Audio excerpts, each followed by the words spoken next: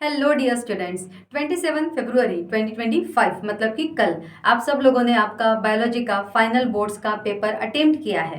And आज हम उस पेपर से रिलेटेड कुछ एनालिसिस इस वीडियो में करने वाले हैं। बहुत लोग बोल रहे थे कि पेपर हमारा बहुत अच्छा गया है। जनरली हमेशा ऐसा होता है, हाँ, कि बायो का पेपर होने के बाद, कंप्लीट होने के बाद बच्चे अक्सर ये बोलते हैं कि मैम मेरा पेपर बहुत अच्छा गया, I will score very good in that. Okay, तो लेकिन जब फाइनल रिजल्ट आता है तब सिनारियो जो है वो थोड़ा सा बदल जाता है।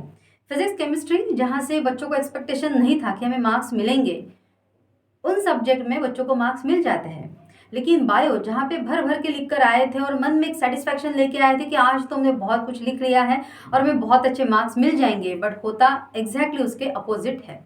उतने मार्क्स बायो में स्कोर नहीं हो पाते, क्योंकि मैंने आपको एग्जाम के पहले भी एक शॉर्ट वीडियो में बताया था कि कितना लिख रहे हो नॉट इम्पॉर्टेंट, क्या लिख रहे हो स्पेसिफिक लिखना बहुत ज़्यादा इंपॉर्टेंट है।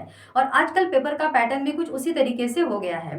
मतलब यहाँ से कुछ साल पहले जब क्वेश्चंस आते थे, they were descriptive type of a question. जैसे इस साल क्वेश्चन आया था, describe conducting system of human heart and draw its diagram, या describe the 6 characters of genetic code. ये थे descriptive type of the question, जो बहुत कम मुझे कल के पेपर में देखने को मिले।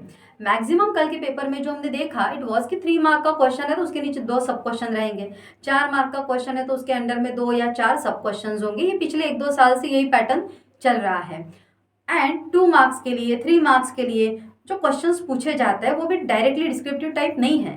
जैसे मैंने आपको पहले भी बोला था कि you have to read the textbook. DNA के ऑटो कैटेलिटिक फंक्शन और हेटेरो कैटेलिटिक फंक्शन के बारे में क्वेश्चन आया था।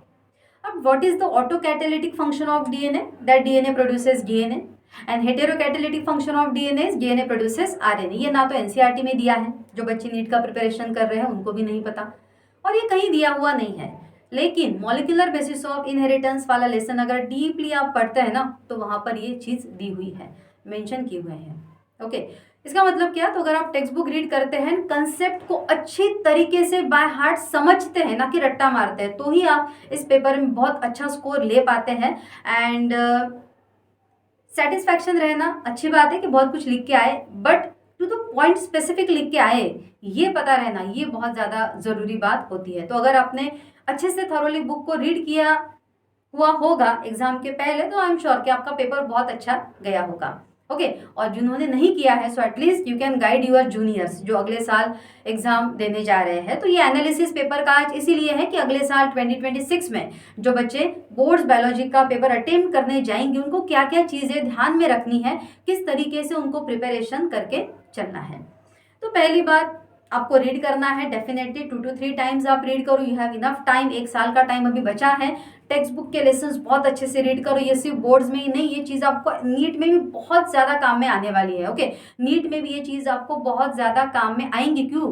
क्योंकि इस बार जो एमसीक्यूज का पैटर्न देखने को मिला हमें बोर्ड्स के पेपर में, वो ऐसा ही था कि बोर्ड्स के लाइन में से एमसीक्यूज जो है वो पूछे गए थे। जैसे नीट में होता है कि एमसीक्यूज एनसीईआरटी के लाइंस में से आते हैं, कुछ वैसा ही बोर्ड्स के टेक्स्ट बुक के लाइन में से एमसीक्यूज हमको देखने को मिले थे। सेकंड चीज जो हमने यहाँ पे नोटिस की है कि वो 1 मार्क का भी अगर क्वेश्चन है तो वो डायरेक्टली नहीं पूछा गया, उसको थोड़ा ट्विस्ट करके आपके सामने लाके रखा है। ओके, 2-3 मार्क्स के क्वेश्चंस भी वैसे ही हैं। जैसे क्वेश्चन आया था अभी यहाँ पे कि due to change in environment और वेदर फ्रूट राइपनिंग का प्रोसेस थोड़ा स्लो हो गया है, तो जो मर्चेंट है उसको आप कौन सा वाला गैशियस सोर्स सजेस्ट करेंगे कि वो यूज़ कर लो, ताकि आप आपका फ्रूट का राइपनिंग प्रॉपर कर पाएंगे। और प्लांट में भी ये गैशियस हार्मोन बनाने वाला सोर्स कौन सा है? सो ऑफ कोर्स इथेपॉन इथिलीन ऐसा उसका आंसर था। बट अगर आपको वो कंसेप्ट समझा है ना इथिलीन का, देन ओनली आपको क्वेश्चन का आंसर अटेम्प्ट कर सकते हैं। अगर हम वेक्टर को और होस्ट के डीएनए को, डोनर के डीएनए को अलग अलग रेस्ट्रिक्शन एंडोन्यूक्लियस एंजाइम से कट करते हैं, तो क्या प्रॉब्लम होता है?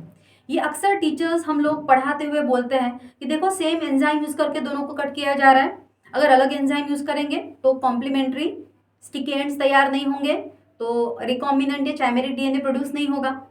लेकिन अगर आपको करेक्ट आंसर लिखना है, तो आपने टेक्स्ट बुक अगर रीड की हुई रहेंगी तो उसमें भी आया हुआ रहेगा।